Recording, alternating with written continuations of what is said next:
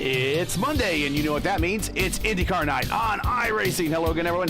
I am Gary Gotzo, and welcome to the race first coverage of Round 7 of the Season 4 of 2022 Monday Night Indy Fix Top Split Series, coming to you from our only road course stop on the schedule, Road America.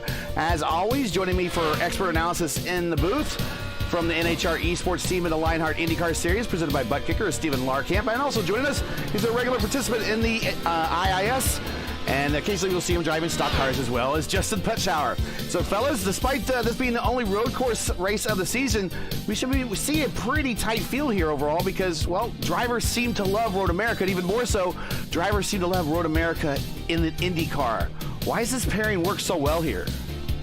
What's not to love, frankly? It's an incredibly fast track with a really fast race car. It's fast, it's flowing, it presents great overtaking opportunities, and the beautiful setting is just icing on the cake, really. Road America, ever since the day this track was built, it's been a favorite for a lot of drivers, and really doesn't matter what kind of car it is, but there's just something incredibly satisfying about driving an IndyCar, or really any open-wheeler, around this beautiful 4-mile road course here at Elkhart Lake, Wisconsin, and having some really close racing to boot.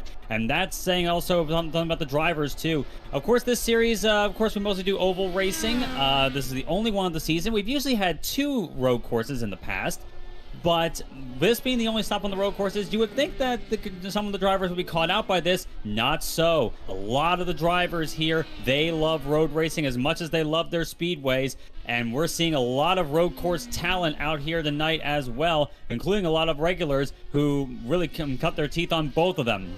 So I personally think, like, if they were going to pick one track, maybe Watkins Glen would be close to it, but Road America is easily a very good choice to make. Yeah, Road America, with how long it is, close to over 4 miles long, you get such tremendous speeds down the straightaway here, especially going down the front stretch, down the straightaway before you hit Station 5. And one of my favorite parts of the track, coming out of the carousel, going through the kink down to Canada Quarter, such tremendous speeds through Thunder Valley. It's insane what you can do here. It's fun this place is fun no matter what, whether it's an IndyCar, sports car, or even I had a chance to run here last year in the NASCAR iRacing Series in the Cup car. You could have so much fun here. It's like a speedway, but it's a road course, and there's a good reason why they call it America's National Park of Speed. Well, here are all the IndyCar qualifications record you need to know at Road America. The kart track record, which is the existing track record to this day, at least in terms of open wheelers when it becomes kart and IRL. Dario Franchitti in 2000 with a speed of 145.925 miles per hour, which works its way out to be 1 minute 39.866 seconds. The IRL track record, or the post-split track record, held by Helio Castroneves in 2017. One of those funky-looking manufacturer aero kits that seem to have so much downforce, with a speed of 142.649 miles per hour, which works its way out to be about 1 minute 41.947 seconds. The career IndyCar win leaders here, well, let me go by 3 simple names for you here. Here are the IndyCar wins leaders here: Mario, Emerson, Michael. Do I need to give their last names at all? I don't think anyone. I don't think you need to. No, I think it goes without saying. They each are tied with 3. Paul Tracy, Jacques Villeneuve, and that is nephew Jacques, not Uncle Jacques. But we'll talk about Uncle Jacques here in a minute. Bruno Junqueira, Scott Dixon, and Josef Newgarden, each with 2. And wow, if it wasn't for that incident that Newgarden had with his engine 1 or 2 races ago here, he would be in that group of 3 with Mario, Emerson, and Michael. And talk about being rarefied air there. So here's some fast facts for you here from Road America. The inaugural Road America kart race here in 1982 was the last IndyCar race of any kind not to be shown on TV. Can you guys believe that? The last one, 1982, never shown on TV. Last race to do so. Also, much like the Michigan International Speedway, Road America is home to many drivers' first career wins. Hector Ribacki won that first race in 82 for his first and only win. Uncle Jacques, he won his first and only race here in 85. And add to that list Jacques Villeneuve, Dario Franchitti, Christian Fittipaldi, Bruno Junqueira, Alex Tagliani, and Felix Rosenqvist. Each won their first race here at Road America. So that's all you need to know about all the interesting stuff IndyCar-wise from Road America. Stand by in the garage. It's almost time to go race. It's got about 1:40 left here in provisional qualification. What are you guys seeing so far there, Stevie? On the pole right now as it stands, Adriano Pinero. It's no shock that he's fast this week, but looking at the lap time, he is the first driver into the 43s, albeit barely. A 1:43.999. Alongside him, Alex Van de Sant, and we have some very close competition for him too. Cesar Manzano, Kevin Burrell, Blaise Andrich, and Rodrigo Franzoni. A lot of fairly close stuff here. The top four are separated by about half a second, which sounds like a lot, but you gotta also factor in this track is enormous. There's a lot of X factors that could cost a little bit of lap time here and there as Jesper Orman gets himself into the top 5. Yeah, Jesper is getting his road course skills polished and up to speed here, showing that he is going to hang with those top 5 guys up there. Of course, we see Pinero every week here up front. Alex Van de Sant, of course, made a cameo last week and also making a cameo again this week. We've seen Manzato a couple times. Burrell, he's a regular on the Indy Open and the IIS broadcast that we have here. He is very good on the road course. He is probably streaming this race from home, so shout out to him. And a little bit on P6, Blaise Andrich. He's actually been sharpening his road course skills here a lot lately. He's also an up-and-coming car painter, so if you're looking to have a livery done, you want to hit him up. Franzoni, Hayward, Spath, one of my teammates, Sears and P10. That's your top 10 at the moment. Watching Andreas Eich there with Team Talent, as he is going through turn number 5 and disappears as we run out of time. And not everyone set a time, but we're getting ready to go racing, boys. And it looks like we're going to do a full pace lap. Oh boy. The dreaded full pace lap here. Of course, Road America does actually have an option where you can start them going through Thunder Valley. That's just after Canada Corner, third to last corner on the course. But it seems like iRacing didn't find the button for that one. So we're going to have to do a full tour of Road America. At least visually, it's very nice. Well, go ahead and get the starting lineup out of the way. And on the pole is Adriano Pinero running car number 4 here tonight. Only the 4th highest iRating, but he's still mega fast. A 1:43.999. Alongside him with a 1:44.420 is Alex Van de Sant in the number 5. Row 2, Cesar Monsanto in the 3 machine. He will be starting alongside the 1 of Kevin Burrell. Jesper Orman, the super Swede, will start 5th in the number 6. Alongside him, Blaise Andrich in the 11. Rodrigo Franzoni, very fast on the ovals. A bit of a struggle, it would seem, so far on the road courses, but of course, qualifying and racing are very different things. Alongside him will be Olivia Hayward in the number 13. Logan Spath in the number 21, a regular on our Formula Indy Series broadcast. In fact, he will start 9th on the number 21 machine. Alongside him, Charles Sears in the number 7. Andreas Eck in the number 2. He will start 11th, a rough qualifying for him. Alongside him, Paulo Vinicius, I should say. Paulo Vinicius in the number 20. Liam Loisel in the number 15 will start 13th, and alongside him the 12 of Pierre Bourdon. Dakota DeMays, number 14, will start 15th. Alongside him, Matthew Strutt in the 10. James Williamson in the number 17 will start 17th. He's the last of our drivers supposed to qualifying time, in fact. And then alongside him, Cesar Cabral, one of my favorite interviews still to this day, in the number 9. And rounding out the top 20, Mark Collingwood's number 16, and Ty Quilla's number 18, and shotgun on the field, Pablo Rangel in the number 19 in a Mercedes AMG Petronas livery, no less. All right, wait till we get Kevin Burrell in here for an interview. You will love him. I'll have to cut him off because tonight is Lionheart night, so we don't have time to stick around, but he definitely enjoys his interviews. Yeah, a little too much. Now back to Alexander Van de Sant, though. With that 420 in there, will he be blazing it tonight against the competition? Well, Van de Sant is very strong on road courses, so he very well could do it. I do not know what Wisconsin's stance is on that. I think they're open to that. I can't remember, though.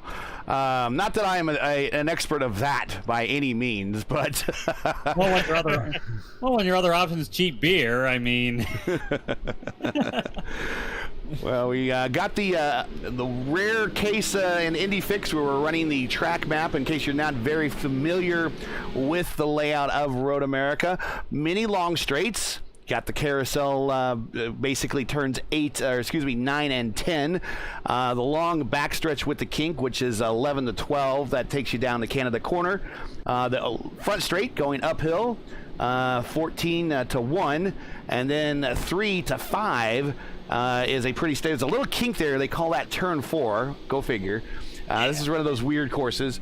But the passing zones you're looking at here is turn 5, turn 8, and if you can get under somebody going down the front straight, possibly 1. But it's going to be, the straights are so long, everyone's just going to be fast, and it's going to be in a draft train, and that's tend to how these races go. We're looking at about 13 to 14, maybe 15 max on a single stint. So everyone will be deciding whether or not they want to go short with the red tires and go long with the black tires, or vice versa. I can tell you right now, everybody on the course currently, with the exception of Hayward and Loisel, are on the prime tire. So watch out for Haywood and Loisel as they get up to speed here rather quickly. They'll be wanting to go, get ahead of these prime tire guys, because everyone else in the field is on the prime tire.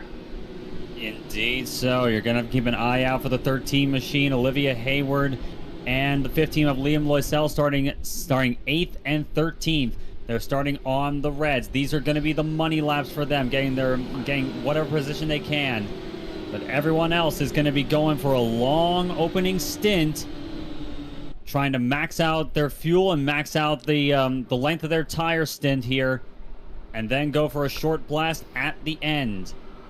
Yeah, the trouble spots that I'm looking at though are turn 1, as we saw in the IIS top split back in June. Oh yes. And Station 5, the kink every now and then does provide some trouble. And Canada Corner as well. Those are the trouble spots to watch out for, because you'll have drivers sending it in a little too hard and running into the back of each other and causing a big old pileup. So that'd be so easy to do. Anyway, Stevie, coming to the green, all yours. Waiting on the pace car to peel off at last. We gotta come up the hill. 20 laps here at Elkhart Lake. Pinero gets on the throttle. Van de Sande quickly follows. Everyone getting in the line. Green flag flies. We are underway at Road America. Van de Sande, Manzano on push to pass already. Already on the button, trying to make an early move is Alex Van de Sande looking to the inside in the turn 1. Not quite enough, though, as already we're going too wide. Multiple cars off there. I see, trying to see who that was. Franzoni at the top of the hill. Franzoni. Rodrigo Franzoni in trouble. And he is just stopped right at the exit of turn number 1. And he is done. Trying to get that car looped around. That car is clearly damaged. Yeah, it is done. So that is one of your championship leaders here. Done. Heartbreak there. Down the 5. On lap 1 for Rodrigo Franzoni. But it's Pinero still leading the way. Van de Sande, Cesar Monsanto holding on the P3 ahead of Burrell and Jesper Orman. Through turns 6 and 7 into the hurry downs.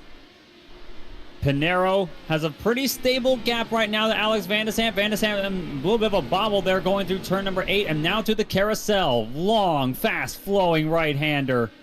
Very fun corner to go through in these cars. Oh, and now goes wide a little bit there. A little bit wide. Head to the kink.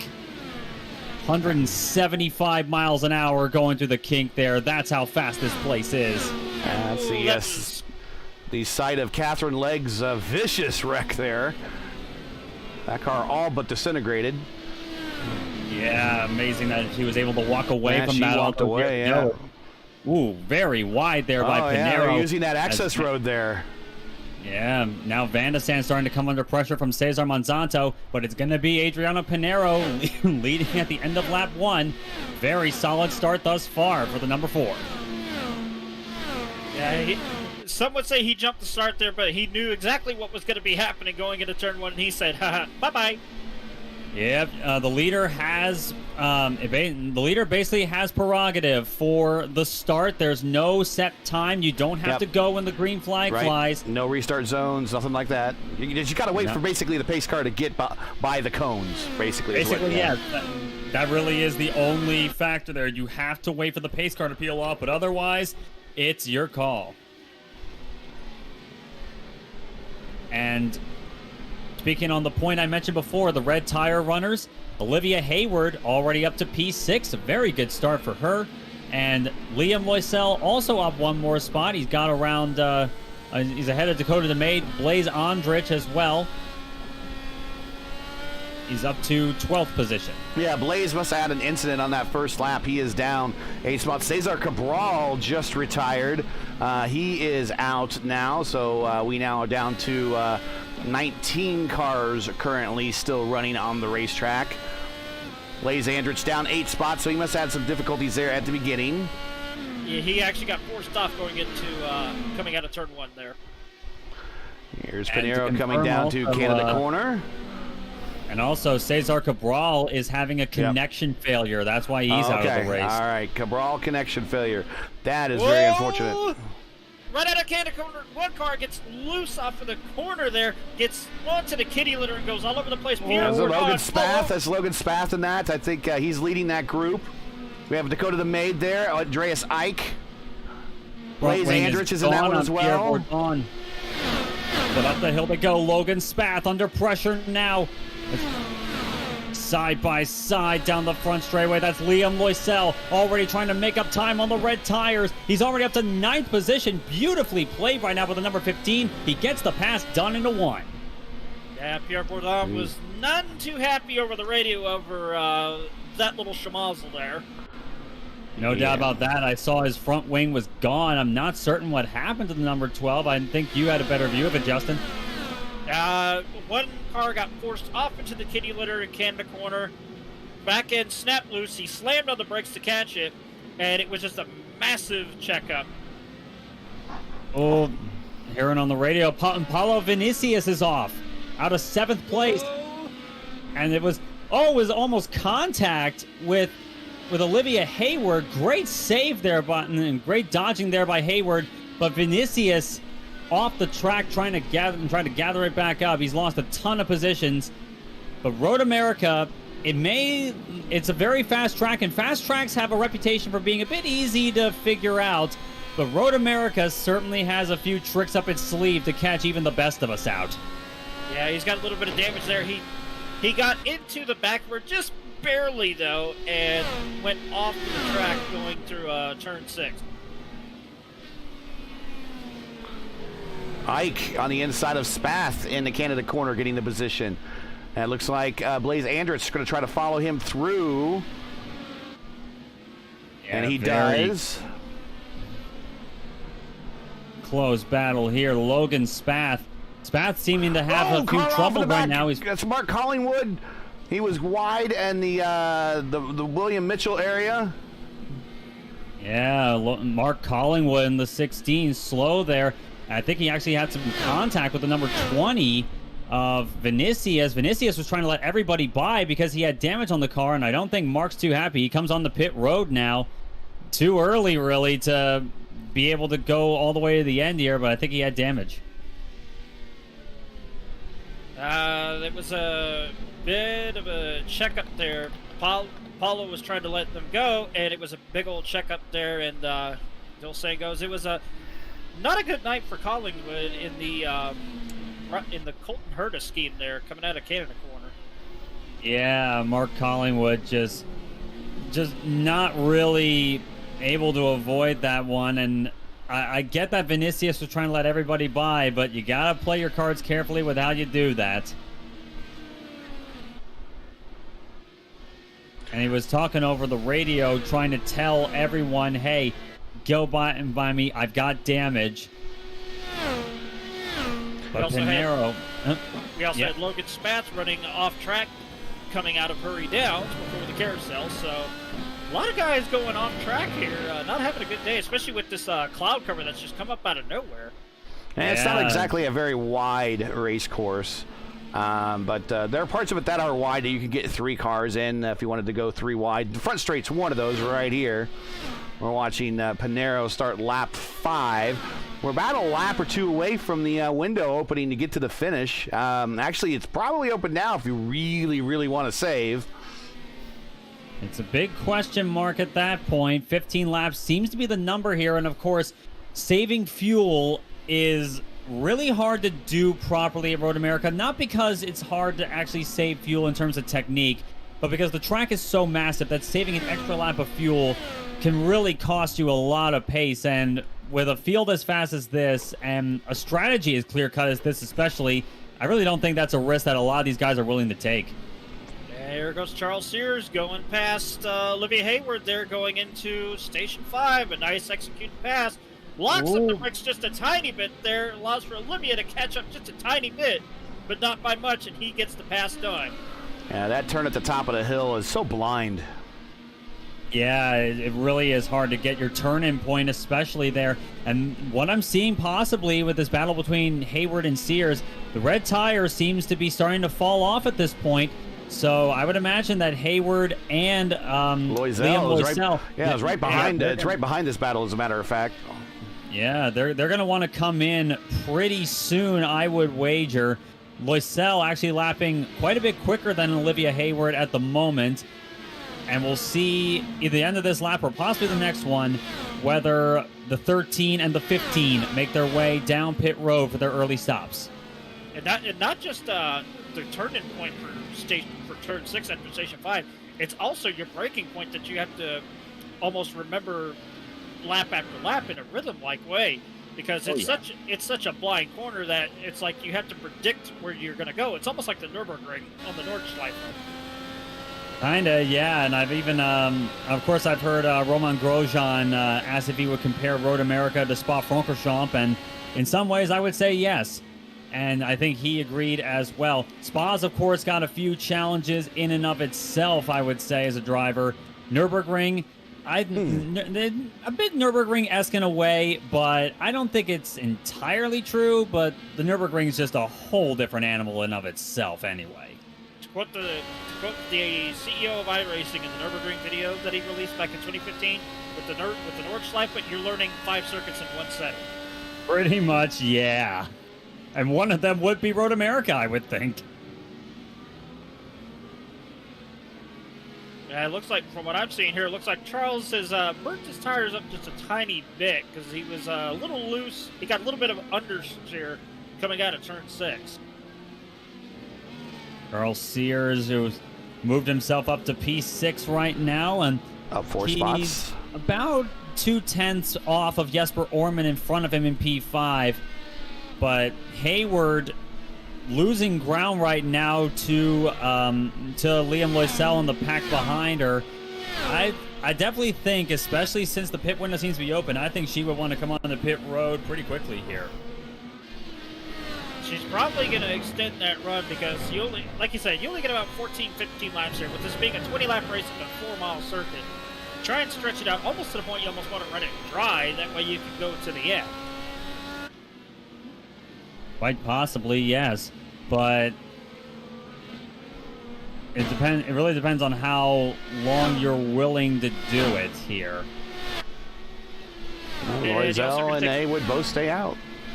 And you also got to take into consideration, these drivers have the option to mess around with their fuel map setting to extend that fuel mileage just a tiny bit. Sure, it'll cut the power down in the engine just a tiny bit the lower you go, but with a place like this, you almost want to use a little bit less horsepower to extend the fuel mileage. Possibly so. On the other side of the coin, of course, on a track like Road America with long straightaways, if you find yourself in a battle with a lot of other cars around you, that little bit of engine power could make a lot of difference. That as well. And I know I wasn't the only one that did this. There was a few others as well back in the IIS race in the split that I was in.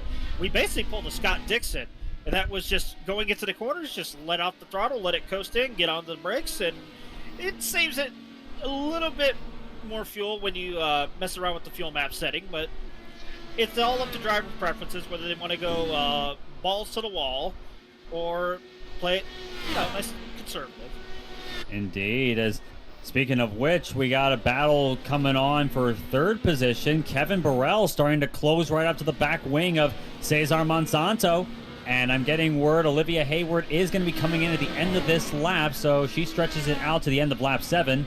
Liam Loisel running fairly even with the guys around him, and they're on the black. So I think Liam seems to be wanting to stretch it out a little bit longer here. And that battle there has changed hands a little bit. Loisel was leading Ike for a while, and now Andrich gets around Ike, and Loisel did a pump fake for the pits, did not go in. And I think maybe he might also be trying to break the draft of Andrich. Andrich behind him on the button, I think. Nope, he's not on the button, but he's got a good run. Tucks back into the one. Was it going? we're all watching the same thing. I think he's imagining right now that Liam's got a car with tires that are being worn down right now. He's got a better tire situation underneath him.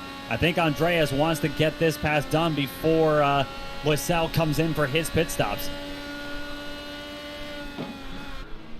Yeah, still a good battle here. Andrich dives in so much deeper there in the 5. You can do that with much better tires. At the top of the hill, here's that blind turn 6.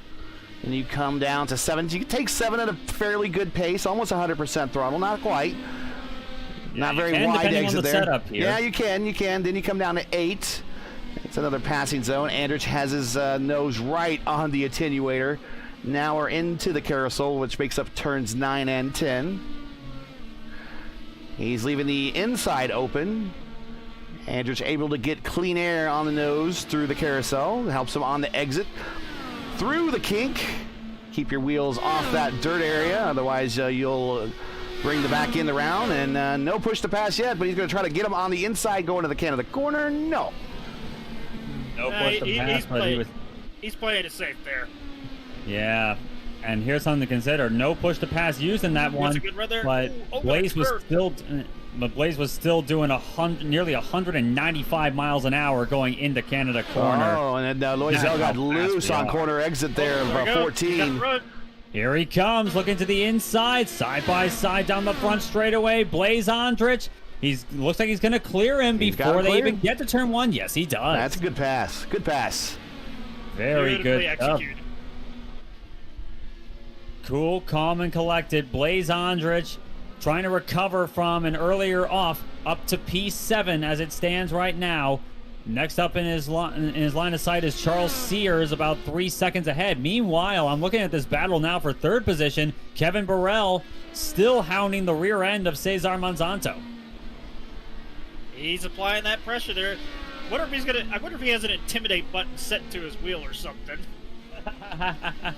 If nobody gets that reference, that's an old NASCAR Thunder 2004 little thing that you could do. You could use either the share draft feature or the intimidate button to get a guy to essentially get crack under pressure. He just rattle his cage a little bit. Of course, you could do that a lot better in a stock car than you can in these things. But Kevin Burrell seeming to be pretty evenly matched right now with Monsanto. He was catching him for the last couple of laps. But of course, as we all know, catching's one thing, passing is quite another. It can be fairly straightforward to do at times at Road America, but that just means that the other guy can come back easier. Taking a look back at this battle for 8th between Loisel and Ike. That's your other close battle on the racetrack at the moment. And then we'll go back a little bit further to P11. Dakota is hounding his kind of corporate associate teammate there, Logan Spath. Some good nature driving here. Yeah, I think Spath just got around Dakota DeMate. Ooh, left side tires off for the number 14. Dakota really trying to drive that thing to keep up with Logan Spath. Spath seems to be on a tear right now, up to P10 right now. But now I'm looking at that battle, of course, Andreas Eck looking at Liam Loisel. Same situation as before with Blaze Andrich. Eck definitely has better tires right now. He's going to have a look to the inside. It'll be for turn 5. He's on push to pass. There he is, right there. In car. See the green border around his LCD screen there. And he has the position.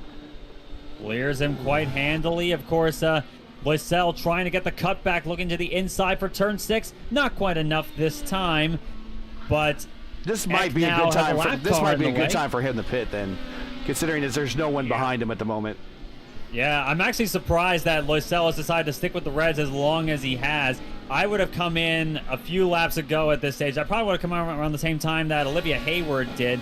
And speaking of Hayward, she came in for her stop. She's down in 15th position. Of course, we're waiting on everyone else to make their stops as well, so we'll see where the 13 machine cycles out. Ike currently behind a lapped car of Collingwood. We're trying to get around him going down the Canada corner. He lets up on the accelerator, lets both those two guys on by through Canada corner. And let's see if this is the last part of the lap. Let's see if Loisel makes that turn on the pit road here.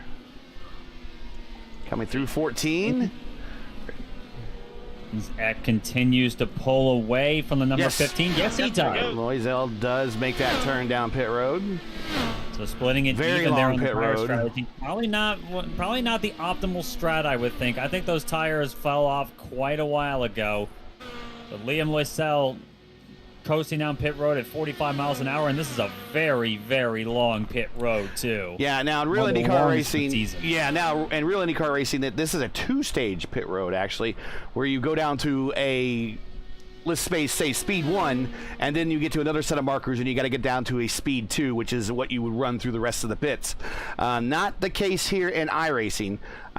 It is 45 from start to finish. Indeed it is, and it's incredibly long. The pit road at Road America is one of the longest, not just in IndyCar competition, but one of the longest I've ever encountered in iRacing, I think. And it just feels like an eternity when you're coming down pit road that slowly. Yeah, but the one that makes you feel like it's a literally an eternity go down pit road is the pit road at Long Beach. Oh yeah, that one too. And of course, I'll go one better on that one. The pit road at Spa-Francorchamps, the combined version. Oh, the endurance pits. Oh, that's even worse. Yes, those ones. It's both the Grand Prix pits and the Classic pits, so you have to go in from the bus stop chicane all the way through turn 1, and then you get to Eau Rouge, and you come out going up the hill through Radillon. Well, we're already less than 10 laps to go. Pinero is your leader by 3 seconds over Van de Sant. Van de Sant has 3 seconds over Manzato. Burrell still hounding Manzato. That is still one of your closest battles on the racetrack. Let's get the eye's view on that. There you see that battle right there. It's less than a second. Orman in 5th, Sears 6th, Andrich 7th, Ike 8th, Spath 9th, DeMade 10th. Ike in the pits. We'll get a view of him in the pits. There he is. Fairly early for a hard tire runner. Hayward is around on the back straightaway before Canada corner. Trying to... Oh yeah, there she is, Olivia Hayward. And toes. And toes. Oh, I think, look at what happened. Oh my goodness. I'm looking at what happened there, and the, I believe that was the 18 of Ty Quilla goes off in the kink, and Quilla can't decide which direction he wants to let Hayward go. Hayward tries to go to the right, and Quilla just moves right into her path. Liam got involved as well in that. Oh yeah, he did. And Liam Loisel, so the two alternate strategy runners are involved in a tragic incident there. And for Loisel, clearly no fault of his own there. And I can't, and I honestly can't imagine why Ty Quilla would think that was a good idea. Really, it was kind of looked like the Lance Stroll and Fernando Alonso incident at the U.S. Grand Prix this past weekend. I was just about to say that. Yeah, I heard a crashing in the background. I'm like, okay, that's a wreck. Where's it at? And then I see Olivia's car just spinning around like a top. Charles Sears now coming onto pit road out of 6th place. Now this will be his pit stop to get to the end. And moves Andrich up to 6th. Right now your top 5 still remains Pinero, Van de Sant, Manzato, Burrell, and Orman. And guys, if you're just joining us, this is race first coverage of the Monday Night IndyFix Top Split coming to you from Road America. We've completed, well, actually, we got 8 laps to go of a scheduled 20. If you enjoy race first coverage of tonight's race and would like to monetarily support our commentary team, make sure you donate via our GoFundMe link. The link is in the description.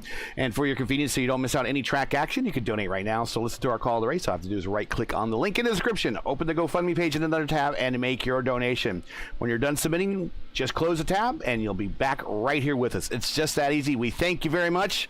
And this race is going by pretty darn quickly. Real quick broadcasting note, on November 19th, the Indy Open Saturday Strength of Field broadcast will conflict with the Open Wheels 500. So in an effort to remove as many conflicts as possible, the iRacing IndyCar for the iRacing IndyCar community, Race First will be moving our coverage back a day to the Friday 7 p.m. Eastern split. So again, mark your calendars. Race First Indy Open Strength of Field broadcast for Week 10 at Indianapolis, with coverage sponsored by Team Watson Racing Setups, being pushed back a day to Friday, November 18th, 7 p.m. Eastern Time. We want to thank everybody in the community for their feedback, and we wish all the competitors good luck at Indy on that action-packed weekend. And your leaders in the pits. Pinero coming in at the end of lap 13. Alex Van de Sande as well. Alex scorched it in there. Whoa. Very rough pit entry there for Alex Van de Sande, but Kevin Burrell staying out for one more lap, it would seem. Yeah, he wants to try and stretch that gap, but you and I both know, Stevie, with how long that pit road is from start to finish, it sometimes works out, sometimes it does not. Indeed, true. And Kevin Burrell seems to be doing this to try and jump Monsanto, who came on the pit road as well. Monsanto gets to his stall there. He's on push to pass. He is trying really hard. And keep in mind, his tanks are light, so he does not have a lot of fuel in that tank to be smacking that button too many times. You can smack that button here on this racetrack as many as 3 times a lap. Yeah, at least you, you can pretty much any time, really, of course. Sure. There's 3 straightaways that you would the 3 straightaways you would want to use it, of course, yeah. And there's no cooldown period like we see in other cars as well. Once you're done using it, you can smack it again, and it's available immediately. Yeah, and that's especially, like, if you know that you're going to be... Like, if you know you're going to be saving tires or saving fuel for much of the race, there's going to be a particular lap where you're going to be wanting to use push to pass especially. And for Kevin Burrell, this seems to be it, going his way through the kink. He is on push to pass. There you see the green border around the LCD screen of his dash, right there on his wheel. As soon as he comes off, the accelerator goes on the brake. Push to pass comes off. Just wait till we get the return to 900 horsepower. Push to pass will be even more powerful. Oh, yeah. Here he comes. Is he going to make that turn down pit road? Here he is. Yep, he does. Pit road for Kevin Burrell. Got to watch that pit speed, though. He got there. He got there, yep. It down. Very nice for Kevin Burrell. Hands the lead over if he chooses to pit. Blaze Andrich lays down, comes in the pit road. So now that turns the things over to Adriano Pinero, who comes through turn 14. Kevin Burrell, the man we're looking for on this one is Cesar Monsanto in the number 3. That's the guy he was battling with for 3rd place. This is going to be pivotal in this fight. There goes Pinero down the front stretch. Van de Sande as well. Burrell down and away. Here comes Monsanto. It's going to be close, but I think Monsanto's going to have momentum in his favor. He's got warm tires, but Burrell has jumped him right now. Can Monsanto get by him on hot rubber? We'll have to see. He's going to try and get that momentum going again as they go to Station 5. This is one of his best chances to do it. Both on push to pass. Both of them on it now. Cesar Monsanto. Here he comes. Here he goes. He's going to look. Burrell tried to block. Not going to be enough. Not quite enough there. Monsanto can't quite do it. Ooh, very wide there at the exit. But moved Kevin Burrell up to 3rd place. Now, Monsanto does have another shot at it going through Thunder Valley out of the kink. He does, but he's going to have to be close enough to actually make that work. Let's see if he can do it. I'm going to say these tires are going to be up to temperature when he comes out of the carousel. Exactly so, and as you go further and further through the run, the tire wear starts to fall off. But this first lap, and this first 2 laps really, on red tires seem to be really, really fast laps. Burrell got quite a sizable gap right there. Not quite enough for Monsanto to catch up. So Kevin Burrell seems to have played this one out very nicely indeed. As Adriano Pinero once again comes up the hill, he's going to retake the lead of this race. Yeah, I don't think it's going to be enough for Monsanto to catch up to him now. as Burrell has got a decent size gap. I wouldn't say considerable size gap. It is big enough for him to have a bit of a cushion right now, but Monsanto now finding himself coming under pressure from Jesper Orman. Jesper's kind of had a quiet night so far. He started 5th. He's been running 5th all night long. But Jesper seems to be finding his stride a little bit right now. He's closing up on the back end of Monsanto right now. Let's see if he can make something happen. 5 laps to go. And I think Jesper is having a much better time here than he did in the IIS June race. If I remember correctly, he was in the top split and got caught up in that massive pileup coming off of turn 1 through 2 and 3. Like, that'll ruin anybody's day. And not to mention, it was lap 1, turn 1 as well, the start of the race when all hell broke loose. Yeah, that's kind of the same feeling that Rodrigo Franzoni feels after this race. He was involved in a lap 1, turn 1 incident, and he's out of the race early.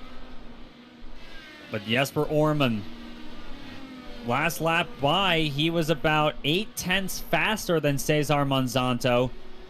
Wondering if Cesar can hold that gap right now. It was just under a second last time by. It looks like a little bit closer, but not quite enough that he's going to be threatening him at the moment. But Pinheiro got himself a 4-second lead over Alex Van de Samp. A very, very good performance once again from Pinheiro.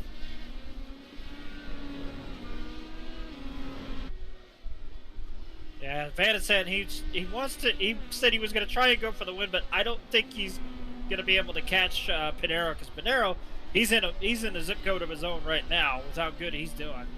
4.1 seconds the gap, and 9.6 seconds between Pinheiro and third place Kevin Burrell. Burrell has put down a lap that was nearly a second faster than Cesar Monsanto. Burrell really has gotten into the stride on the red tire.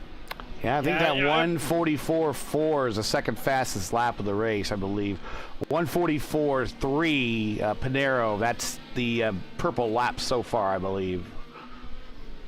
Yeah, I remember talking to Kevin Burrell after one of the practice sessions. He said this is actually one of his better tracks because he knows he has more fun here, because he said he put more laps down here just to get a setup perfect for that race week in the IAS. And that's one thing that most people don't understand is with how big of a track it is and how spread out you can get, why do people like this track so much?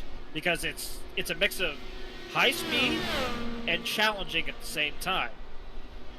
And that's why we for the IAS race, we actually had our biggest crowd for an SOF in the 5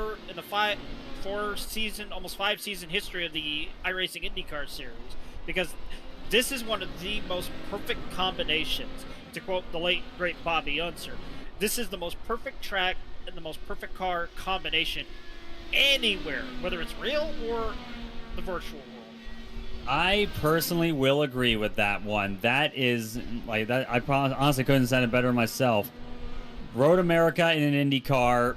If any one of you watching here tonight or afterwards, whenever you watch it, if you haven't taken the time to get on to turn laps in this car on this track, you owe it to yourself to do it, even if you don't like road racing, I would think, because this is one of those tracks where just driving around it is insanely fun, and in this car especially is insanely fun.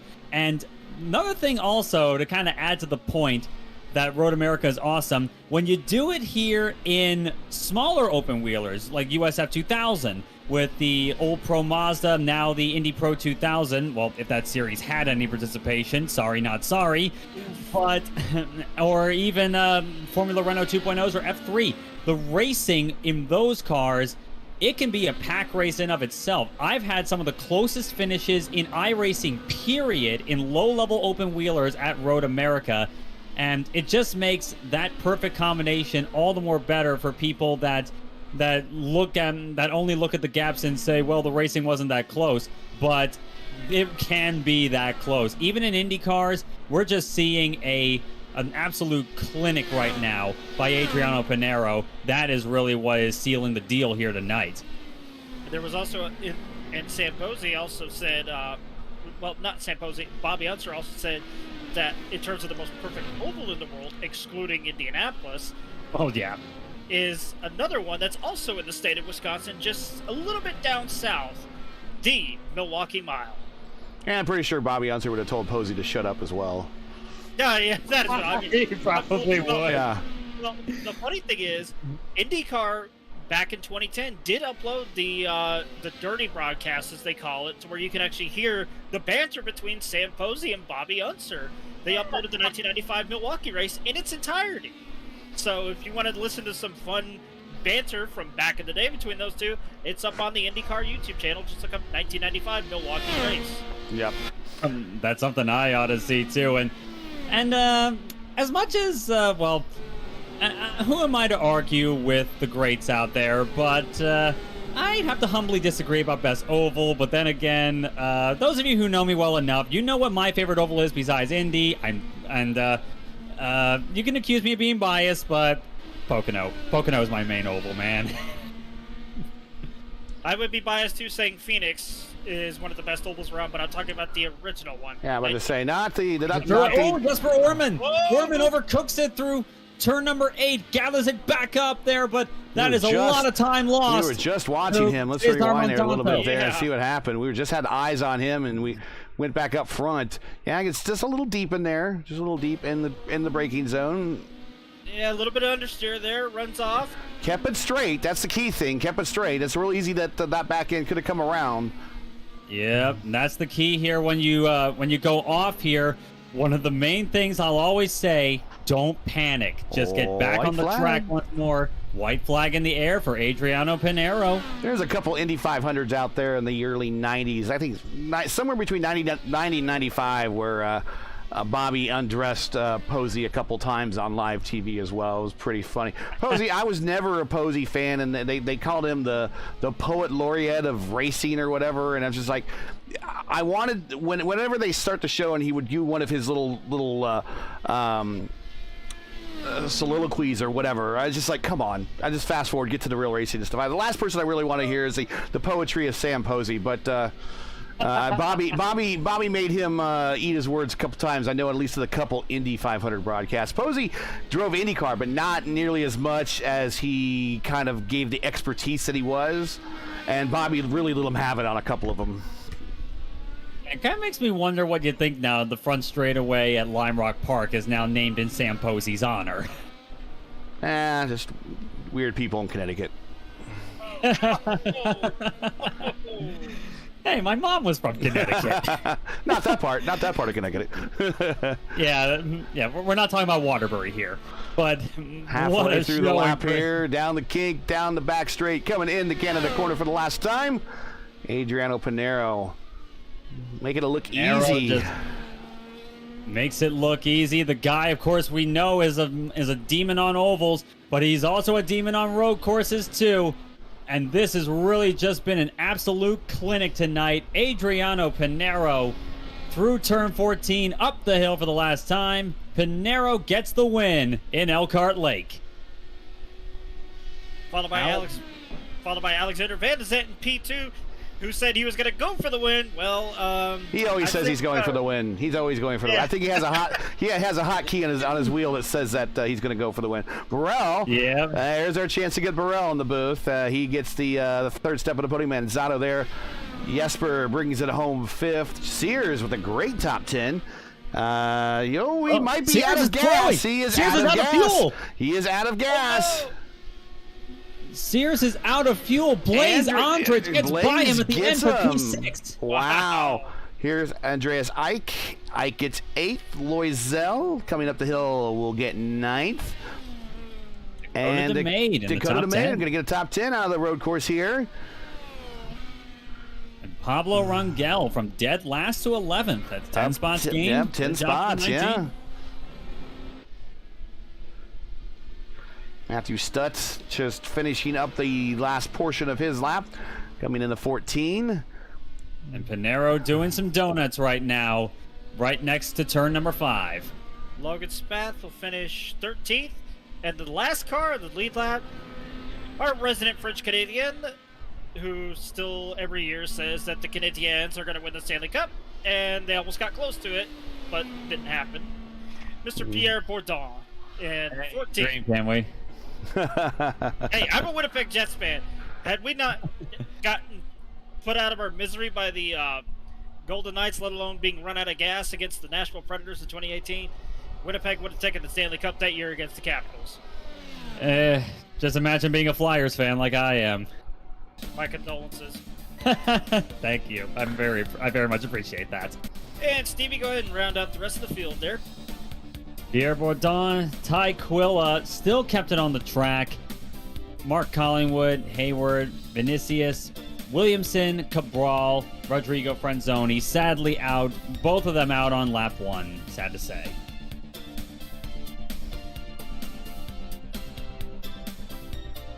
I'll give you a look at that first page again real quick. Yeah. And then we'll get back out of here and get into the interview room where I'm sure we'll have a couple people.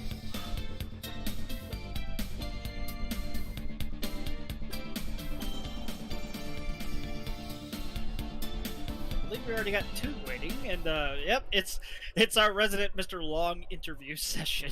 Kevin Burrell, Alec Van de Sant too. Yeah, sadly, Pinero doesn't show up too often for interviews. I'd honestly love to get him in here at some point sometimes, but... There might be a language barrier there. We'll see about maybe getting a translator. And anybody watching, that if you do race and you feel like you need a translator, we have invited translators in here before. Feel free to bring your translator with you, and we can speak through that person to you. And vice versa, and you can tell us all about your race. But let's get Kevin Burrell in here. Hey, Kevin, I know the procedure with you. I'm just going to say go. I will say we're going to be short on time today because I got to get off to a Lionheart race here in about a little bit. So I can't give you the normal amount of space, but I know... It's okay, I won't talk much. I know you are very happy. You worked really hard to get that one position on the racetrack, and that eventually led to you getting this bottom step. Tell us about your race and the strategy to get around Manzato. Yeah, man, it was brutal, you know. I just, I had to go for the fuel save. It was tough, really. I mean, there's not a lot you can do when there's only one stop, right? I mean, it's just, yeah. It's short. It's even worse than an Indy Open. You know, I had to go for a fuel save a little bit, but the low downforce set kind of helped a little. And I knew that when Cesar fell off of Adriano and Van de Sant, they were both just so fast today. But when he fell off of them a little bit, I was like, okay, we got to slip into fuel save mode. And then Jesper, you know, fell off of me a little bit. And it was like, okay, we're in a spot where we can fuel save a little, maybe get that extra lap out. And then I thought, you know, on the small fuel load, the Reds are probably going to last a little longer than I expected.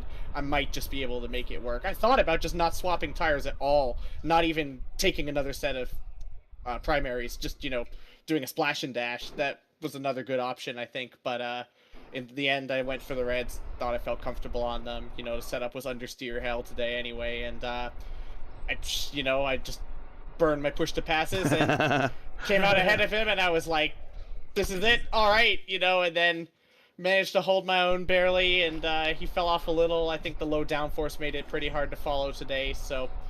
You know, I'm very happy with the result.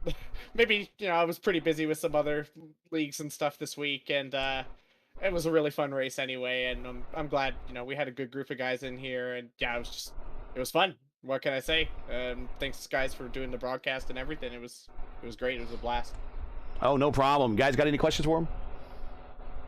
Yeah, and for that strategy call yourself there, of course, a lot of people started on the black tire, but you stretching out that one lap further, that's not exactly the easiest thing to do here at Road America. I'm guessing it was a different fuel map setting you went on. Yeah, I went in on a fuel map, and I tried to do a little bit of lifting coast. You know, you can definitely do some, like, huge, because you've got those giant braking zones, you know, after whatever, I don't know what corner numbers are here, because they number them in a funny way at Road America, but that long first straight, you know, after the first couple of corners, it's like that huge braking zone there. You know, you could do huge clutching coast there. Yeah, and with the low downforce, you get such huge runs on people. yeah, it's very easy to like, do giant clutching coasts. I didn't really do much of that, mostly just fuel map because I had some pressure from behind. But yeah, I had to give it a shot. I thought it might be worth it with the way the reds fall off. I mean, when I was in testing with a full fuel load, like 3 laps in, the reds were already falling off of the primaries. It's like, but I guess with a lower fuel load, when you have to, only do 6 laps on them or 7 at the end, it's not so bad. So in the end, yeah, I mean, I guess it worked out and I guess it helped. So, but man, Adriano and Van de Sant today were just like crazy fast. Cesar as well. I mean, it was really tough to keep up, and I'm always blown away. Anytime I think, yes, I drove so well today, and then it's like, 10 seconds back in 20 laps. Yup. Half a second off plus in qual on fixed set. Like, a few tenths, like, yes, I understand it. Because really, at the end of the day, my driving skills, they're not the best. But, like, man, like, damn, I didn't see it. I didn't see where the time was. And, yeah, I'm gonna have to go and look, I guess. Because, yeah, that was something else. So, yeah, cheers, guys. And, yeah, have a good one. I'm gonna relax and, like, have dinner. Maybe a beer or something. I don't know. You've earned it, bud. Great race. Time. Yeah, All right, man. Cheers. Well, have a good one. Have a good one. Thanks for being part of it, and we'll catch you in another broadcast hopefully here soon. Yeah, of course. Cheers. I'll bring up Alex. Hey, Alex, another cameo appearance this week. Thank you very much for joining us. I guess you had your choice today, at Road America or New Hampshire, and I guess we know where New Hampshire ranks with you. So thanks for joining us at Road America. Tell us about your race. Didn't really seem to have anybody really didn't seem to have much for Adriano today. Yeah, I could have been a little more prepared for that. I burned up the front tires a bit too much. Pretty sure it was the same setup as last time IndyFix was here, actually. So I remember the right settings halfway through. Yeah, so it could have been maybe a bit closer if I was a bit more prepared. But yeah, really happy with P2. Just drove a really clean race. I don't know if you saw it, but I had a little moment on the last lap. Lost a couple seconds, but just overall kept it on track, and yeah, just got a good result. Guys, got any questions for him? Yeah, and and of course we saw on that opening lap that seemed to be your main lunge at trying to try and get by Adriano here. And we were talking with Kevin earlier, saying that the low downforce of the set probably didn't help with overtaking here tonight. Did you think that was true? Definitely. Just with it's so hard to keep the tires in the right window and keep the balance in the car because there's no downforce to help you with the grip. So I don't really know why iRacing does that or why they insist on these low downforce setups for road courses. It's definitely a challenge and it's interesting to drive sometimes, but it just doesn't produce the best racing in my opinion. So hopefully they listen to some of that feedback going forward. But it's hard to make this car not fun on a road course, and especially not at Road America. It's always going to be a good time to drive. Yeah, we've been saying as much ourselves before that if someone on iRacing watching this has never done it, they owe it to themselves to try it out at least once. I will say this though, I think the reason why they went with the low downforce set, they wanted for speed. That's what they wanted it for. Well, it's still probably at least half a second off of the pace versus if you just added a couple clicks of downforce. But the point is it's the same for everybody though. So everybody has those same challenges, and they're going to figure it out their own way. So yeah, it is what it is. We'll just grind this week and hopefully get some more results too. Yeah, and I hope to see it there too because I plan on doing a few of these races. So, question for you, Alex. I would be surprised if you wanted to show up next week for Charlotte. We kind of know how racing there goes, but might we see you appear for one of the Talladega races? Maybe. I don't know about the broadcast. We'll see. I can see what their open is that week. I am outspoken about this car not belonging on the flight tracks in official series, but it's still fun in its own way. I don't think you're alone there either. Yeah, no, I mean, I get why people do it, and it it is fun. Like in moderation. So, Yeah, I'll definitely show up for a couple. Yeah. Moderation. I mean, sure, do it for the lulz. Yeah. Let's see. Hey, before we let you go, I got any shout outs there, Alex? Yeah, just as usual, thanks to everybody at Powerslide Motorsports. It's been tough adjusting to the open schedule and the different broadcasts, but we're figuring it out. And then thanks to you guys at Race First for continuing to broadcast the IndyCar Series. You guys at Powerslide have had a great last couple of weeks, at least with us when we did the broadcast. We had Brian winning at Canadian Tire 2 weeks ago in Indy Open.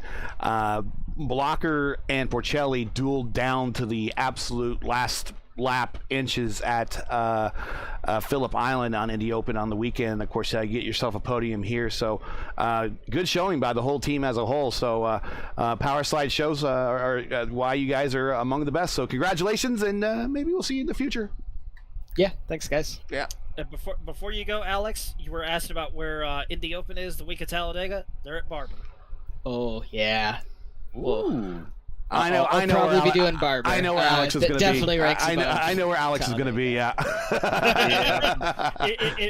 If I were in Alex's shoes, I'd say screw Talladega. I'm going down to Birmingham. I'm going to Barber. Well, speaking physically, those tracks are not that far apart. Yeah, it's not too far of a jump. Yeah, they're not. It's not that far apart. So Alex can get in the virtual hauler and make two. I'm sure. Yeah. Yeah. Dega's on the way to Barber. So. Yeah, it is. It is. All right, Alex. Thanks a lot. We will catch you in an upcoming race. Congratulations on the podium. Yeah. Thanks, guys. Wow, that's ironic that the same week Open fixed is at Talladega. Open is at Barber. I mean, they are physically 45 minutes apart, maybe an hour. Yeah, something like that. Yeah. It's not that far at all. Go find them on a map and zoom out, and you won't have to zoom out too far to find that odd-looking big D in the middle of nowhere, which is Talladega. But starting with you, Steven, and you, Justin, your thoughts here before we close on out. Well, Road America is it's always great to come back here, and I love it, and I do enjoy that this was the choice for a road course event if they were going to do one. It was tricky to make things work for a lot of drivers out here tonight. Road America can always throw up a few curveballs, but Road America is never a bad race in my opinion, and it definitely showed tonight. Adriano Pinero, of course, put down an absolute sweeping on everybody, and it just goes to show how diverse our talent is, not just from our origins, but for our skill sets too. And it's one of the reasons why I love IndyCar so much. You can take an IndyCar driver, you can put them on oval, you can put them on a road course. For them, they'll have a great time regardless. And moving on to Charlotte next week, it's another big transition for them. Of course, going to the 1.5 mile at Charlotte may sound a bit like, well, I guess I don't want to say a bit of a killjoy, but Charlotte can definitely be a fun race as well. And I definitely can think that if there's going to be a group of guys that can make Charlotte exciting, aside from top-tier NASCAR drivers, it's going to be the IndyCar crowd. That I will definitely agree on. As someone that has actually competed in both the Kart 98 cars on R-Factor 1 at Charlotte, as well as the stock cars throughout my time in sim racing, Charlotte can always put on some of the best racing no matter what, with the right group of guys that actually know what they're doing. And when it comes to, like what you said, with the diverse field of talent that we have, we can put on some of the greatest racing that anybody could ever see. Even better than what you would probably see in the NIS Open and Fixed. Shots fired on that one. Yeah. and with Road America, even if the field is spread out, just seeing these cars go down the front straightaway, the straightaway before turn 5, out of the carousel, through the kink towards Canada Corner, just seeing these cars at top speed is one of the most amazing things you could ever see here at Road America. Just checking chat here before we roll out. Olivia Hayward checked in. unfortunate isn't the word I would use for their situation today. So get a chance to redeem yourself and then hopefully you guys get all a chance to redeem yourself next week at Charlotte if you choose to show up. It'll be fun to see some of these guys that just showed up for the road course to show up on the rest of the fixed calendar. That would be a really cool thing to see. So that's it for tonight. Once again, your podium for Road America. Adriano Pinero with yet another win on the fixed schedule. Alex Van de Sant follows up his win at Richmond with another podium. And Kevin Burrell with his first podium here, I believe, in the fixed series. So congratulations to him, or at least here on the broadcast. Join Steven, myself, possibly Justin again next week for round 8 of the Monday Night Indy Fixed Top Split of Season 422 as we head back to the high speeds in the High Banks Charlotte Motor Speedway. Coverage begins here around 8:15 p.m. Eastern Time. That's 8:15 p.m. Eastern, and you can find everything here on YouTube at youtube.com/racefirst. Hey, we love bringing these races to you, but they're not easy. Require time and money to produce. Because of your generosity and donations, we've been able to bring you a year of Indy Fixed action nearly commercial-free. If you share our passion for the sport of IndyCar and have enjoyed our coverage of the Monday Night Indy Fixed Top Split, please take time to visit our GoFundMe page. The link is in the description, and donate to our Season 4 of 2022 Monday Night Indy Fixed Top Split broadcast fund. We realize times are tough getting to the holidays here soon, and I got 2 birthdays to celebrate, both in a row here in my family, and I understand how times are tough, so any contribution anybody can make is greatly appreciated. We thank you for watching and making us a part of your Monday evenings each and every week. Now, as you know, the YouTube algorithm game, it's not an easy one, but we try playing it here at RaceFirst, so please help support RaceFirst with the Weekly Grind, and leave a comment below and let us know what you thought of tonight's race, and if you enjoyed tonight's coverage, support us by smashing like in the video, just like this. If you're new, click subscribe, or while at it, hit the bell for weekly reminders so you don't miss out on more of RaceFirst's other iRacing programming, including the RaceFirst Formula Indy Series next Tuesday, actually this Tuesday at the Daytona Road Course, and the Indy Open Strength of Field Saturday race at New Hampshire Motor Speedway, and it's going to be this Saturday, 2 p.m. Eastern Time, with RaceFirst coverage sponsored by Team Watson Racing Setups. And we get some of this stuff off the screen here. Boom. There we go. I just realized something, Gary, about next Monday night. What's that? It's gonna be crazy because it's Halloween night. Oh yeah, Charlotte. one of my few wins here in iRacing came Halloween night. We'll talk about that next week. So, for your most, keep your browsers set here for the most in-depth coverage of most in-depth IndyCar knowledge on all of iRacing. It's RaceFirst. We know what Indy means. For business inquiries, learn more about RaceFirst and what we do. Visit racefirst.com. Like us on Facebook or follow us on Twitter. You can follow all of us on Twitter or follow our handles right here at the bottom of the screen. Feel free to add us. We would definitely appreciate talking to you. So for Stephen Larkamp, Justin Pashower, everyone at RaceFirst, I'm Gary Gatto saying all good night and thanks for watching, and all of our men and women serving in the military and as first responders, Godspeed, God bless, come home safe. Happy birthday to my wife and daughter. We'll catch everybody again next week in Charlotte for round 8 of Season 422 of the Monday Night Indy Fixed Top Split. Good night.